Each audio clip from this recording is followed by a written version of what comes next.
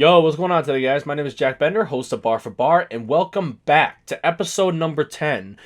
Before we get into today's episode, guys, I just want to say thank you real quick. Thank you for all the support on the show recently, especially on the recent interview I did with DJ Bank Shack of Cleveland, Ohio. You guys have shown him a lot of love, me a lot of love, the show a lot of love, and I really appreciate it. He does as well.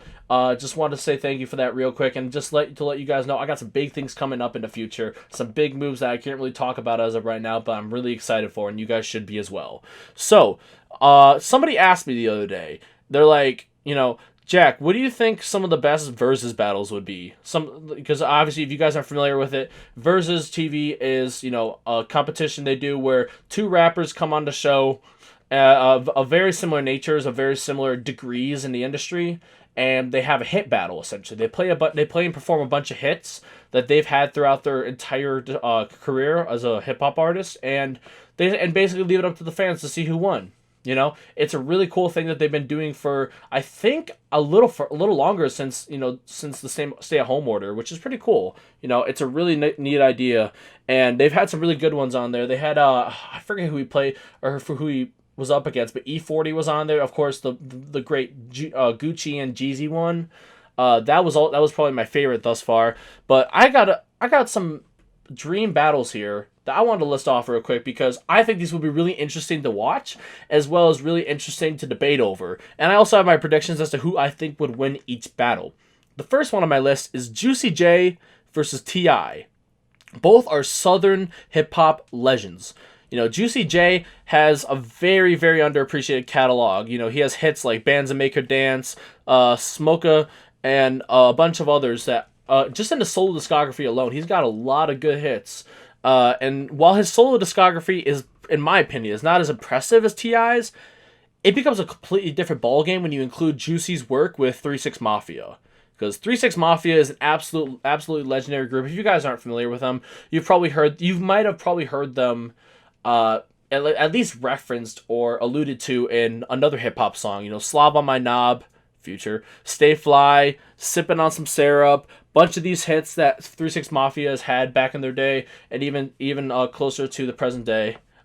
This is, their influence is undeniable on Southern hip-hop culture. Juicy J's is as well. A lot of people like to clown Juicy J, but people really don't realize, unless you're of a certain age or have a certain understanding of hip-hop, how influential exactly him and 3 6 Mafia were, and how they paved the way for a lot of these artists from the South to really get their stylistic influences and such.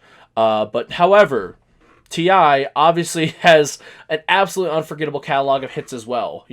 Even off just Paper Trails alone, that album has like 5 on its own. Just to give some examples, Live Your Life, Whatever You Like, That's All She Wrote with Eminem, Swagger Like Us, the big posse cut he did with Kanye, and all of them.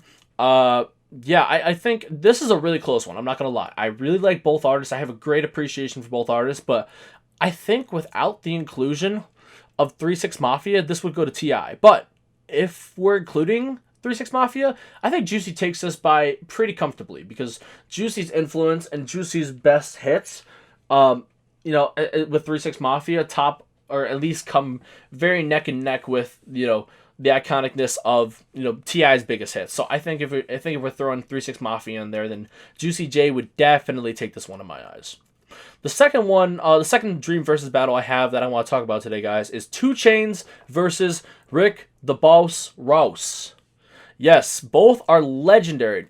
I mean, people might not consider 2 Chainz, at least Rick Ross. I consider them both legendary feature artists, and they possess a pretty strong solo discography of their own, respectively.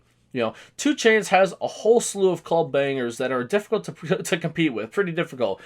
I'm Different, Birthday Song, 4 a.m., It's a Vibe, and a few others are Pretty Girls Like Trap Music, and a few other albums of his. I mean, his strongest hits have a lot more longevity than people give Chainz credit for. These are still songs that we're playing in the club today. I'm Different and Birthday Song, I guess, are the two first examples that come to mind as far as longevity goes. We're still seeing these in clubs today. Obviously not during the COVID era, but you get what I'm saying.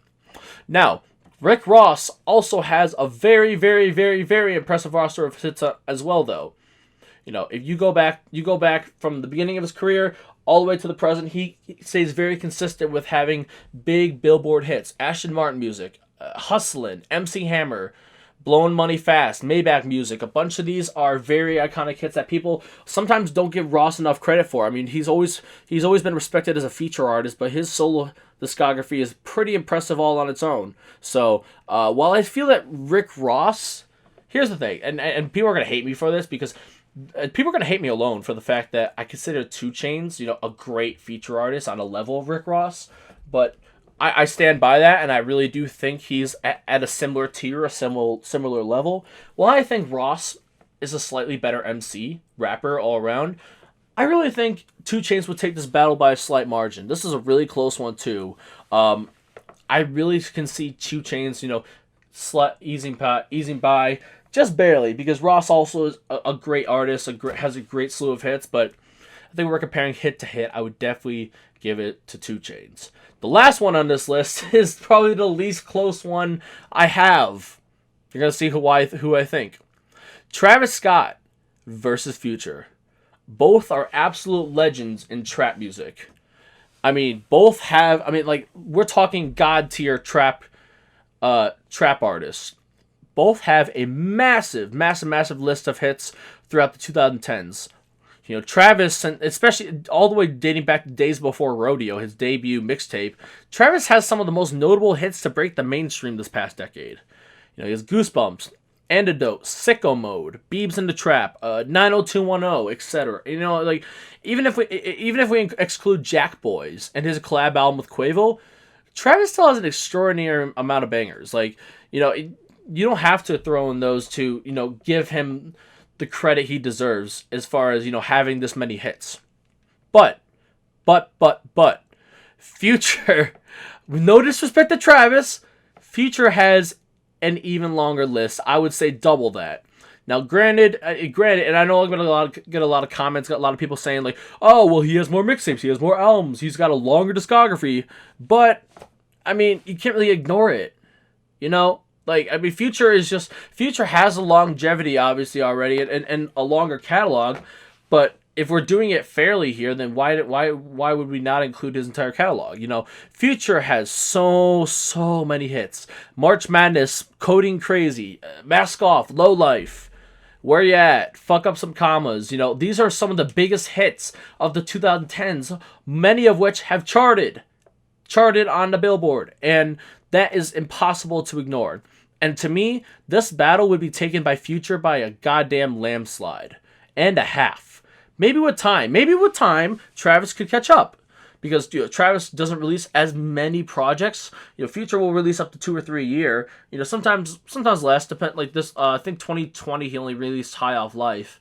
But Future at the same time, I find it very impossible for Travis to catch up, even 6 years from now, just given the frequency at which he drops new music. Now, the next segment I want to get into today, guys, is it's a pretty interesting one because there's a lot of controversy around it. Recently, there was a leaked list online of the potential new list for the XXL Freshman of 2021. This is supposed to be a leaked list, and I've seen very mixed reception to this, mostly negative if you ask me. And to be honest, I don't understand why, because I don't think it's a terrible list. I don't think it's terrible. I'm gonna read it off to you guys real quick and let you know and see what you guys think. The rumored list is as follows, according to Hip Hop Nation. Pooh Shiesty, The Kid Leroy, Moray, Ian Dior, SSG Kobe, Chef G, J.I. the Prince of New York, Tusi, SG, Corey Leroy, 42 Doug, and Snot. To me, that's not a bad list. That's not a terrible list, but at the same time, I, of course, just like last year, very close to actually when this podcast started, I think it was episode 4 I talked about this, but I'm about to give you guys my personal picks for the 2021 XXL Freshman class. And honestly, a few of these overlap with that already. A few of these do overlap. There's a few I took from that list that I'm like, oh, okay, yeah, I would vouch for them to be on the list. So, and that's actually the first 2 here. We have number 1, Pooh Shiesty. Pooh Shiesty obviously just garnered a huge hit with Back in Blood featuring Lil Durk, and the song goes. I'm not a huge personally a huge Pooh Shiesty fan, just because I feel like lots of his other music is very repetitive, very monotonous. I think he doesn't have. There's nothing super exciting about his delivery, his flow. There's nothing super out of the ordinary that I haven't heard in trap music before, and for that reason, I mean, I'm not a huge personal fan of him, but when you have that hit under your belt already, especially with artists as big as Lil Durk, and you're signed to 1017 Records, which is Gucci Mane's record label, and you have that co-sign from one of the trap gods, Gucci himself, that ultimately gives you immediately a bigger platform and a bigger fan base, because you have someone vouching for you, being like, he's up next, and that person vouching for you is a trap legend. And with that being said, I would definitely say Pooh Shiesty's going to make the list. I think that's kind of a given. I really do not only want him to make the list, but I also really think he will. I can't see XXL fucking that up, quite honestly. Number 2 on the list is 42 Doug from Detroit. 42 Doug is someone that's grown on me quite a bit. I first heard him, obviously, in the collaborate, as many others did, in the collaboration with Lil Baby, We Paid, which ended up being one of the biggest hits of 2020, yeah, and coming off the deluxe edition of My Turn, which is Lil Baby's album, which, I mean, it's very rare that you could see something go that big off a deluxe album, especially from an artist that usually doesn't, it's more is more quantity over quality, like Lil Baby. I mean, and that's not to say Lil Baby is a bad artist. I like Lil Baby, but with seeing him put out a deluxe, it's like, okay, there's nothing. I don't see anything being memorable on here. And then We Paid obviously makes a big splash in hip hop, and it's like, holy shit, I didn't expect that to happen. But 42 Doug is a very talented, very, very, very good rapper. I think he's gonna go far. I think he has a lot. I see a lot of longevity in his career. I see a lot of potential for him to be even bigger than he is. I mean, at first he came off to me as kind of a discount drug mart, a Walmart Kodak Black, if you feel me. But I mean, he's grown on me quite a bit. He has a lot of and his Detroit style production really meshes well, I think, with his voice, and I think he's going to be in here for a while. I think he'll be around hip-hop for quite some time. And now we got those two out of the way. DDG. XXL. What the fuck, man? DDG. Okay, look. I get the aura surrounding YouTube rappers, and me personally, I'm not a huge fan of many YouTube rappers. I think lots of them are corny. I think lots of them are, trying too hard to sound like Eminem, but DDG is such a rare exception, dude. Dude fought for like 3 years to end this persona as a YouTube personality to be taken seriously as a rapper. Bro has fought for it for so long, and I really have high amount of respect for him. And he makes on top of that, he just makes good music. His new album, which dropped, I think, a week or two ago, it was very impressive. And he's really fine. He's coming into his own sound, and he's actually like. I'm not saying he's doing anything crazy different, but sonically, his music is living up to standards. And I don't see, there's no reason, this is one guy I don't think will make the list, but I really want to make the list, because XXL's cheating this man for the last 2-3 years. Bro deserves it. TDG deserves it. I vouch. Number 4 on this list, OMB Peasy. OMB Peasy is someone I followed a while, since he dropped his biggest hit, I believe, which is called Big Homie. And honestly, I was considering him to be a one-hit wonder. I didn't think, he'd have any other, street hits, but he's had quite a few. He has a song with Youngboy that I can't remember the name of, but is actually his most streamed song to date. And honestly, he's garnered a huge amount of, close to mainstream features on his recent projects. He has a song with, I know he has a song with Sada Baby. He has a song with I think Dirk at some point in time.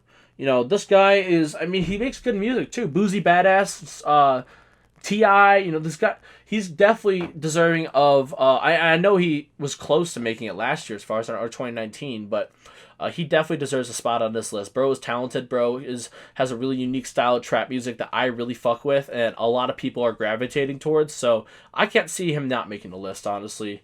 I really do think he'll at least be heavily considered for this year. The next one on my list is Sada Baby. And Sada Baby, if you remember, if you've been watching the show for a while, dating back to episode 4, I said Sada Baby should have been a pick last year.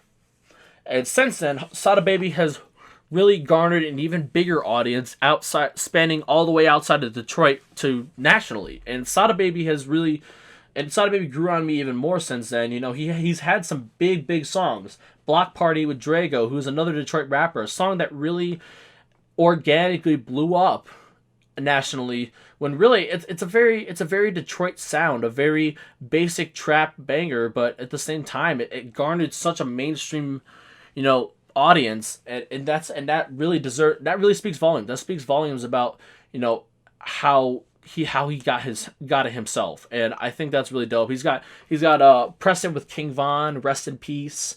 But he obviously a whole lot of choppas, which went viral on TikTok and all unintentionally and such. But I think Sada Baby is definitely deserving, just like 42 Dugg, another Detroit rapper that's very deserving of a spot on this list. Number 6 is Moray. Moray, I believe, is from North Carolina, and I think he'll make the list, as well as I believe he deserves the list, because he has a very, very unique style of sing rap that I have not heard much of in the past several years. Something that a very unique flow to his delivery, and also keep in mind, aside from having his big hit Quicksand, he has a J. Cole cosign. J. Cole being from North Carolina has co-signed him and said this guy's up next. He's been on Genius. He's been on several networks, for interviews and such. I mean, Moray is definitely on his way to blowing up, and I think deserves a spot on this list. Number 7 is Toosii. Toosii is someone I've only been following for about 8 months now, maybe a little longer than that. He's been out for quite some time. I've heard some of his music, but really started following him like 6-8 months ago.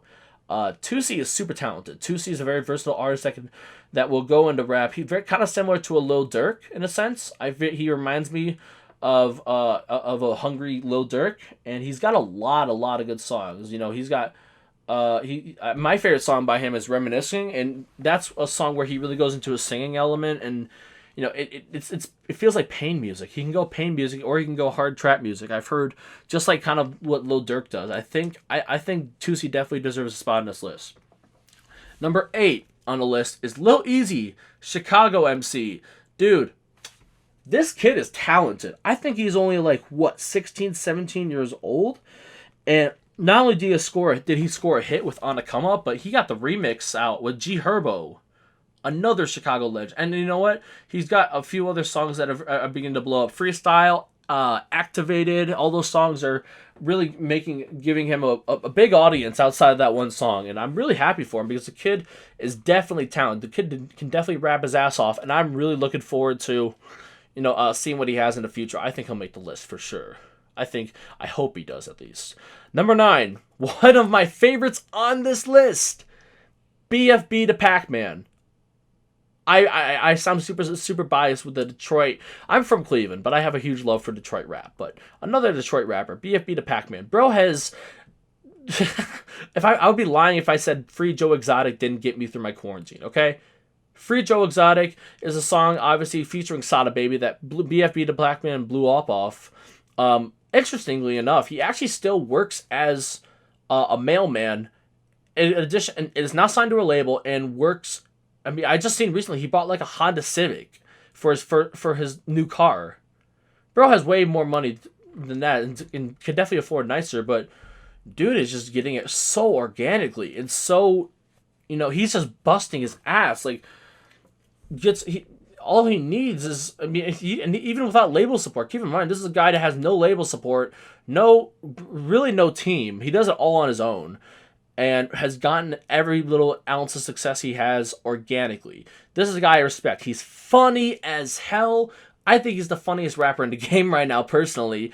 BFB the Pac-Man can also rap his ass off when he needs to, and his flow is just always, it's very quirky, very gimmicky, but at the same time, it's hilariously it's hilarious and makes you gravitate towards it. And for some reason that I really can't explain, but dude definitely has a long career ahead of him. Already making songs with his idols. You know, he talking about how he's always been blowing up Lil Yachty and DDG. Actually, as a matter of fact, to hop on a song with him, and it's actually happening. And he just made it happen recently with the Honey Pack remix. So. Good for. I'm really happy for bro. I'm really happy for this man. All the success he's had. I really think he deserves a spot in a XXL Freshman List. Number 10 on his list. Oh my God, people are gonna think I'm Dick Ryan Detroit. Babyface Ray. Babyface Ray is one of the best rappers in Detroit right now. I think.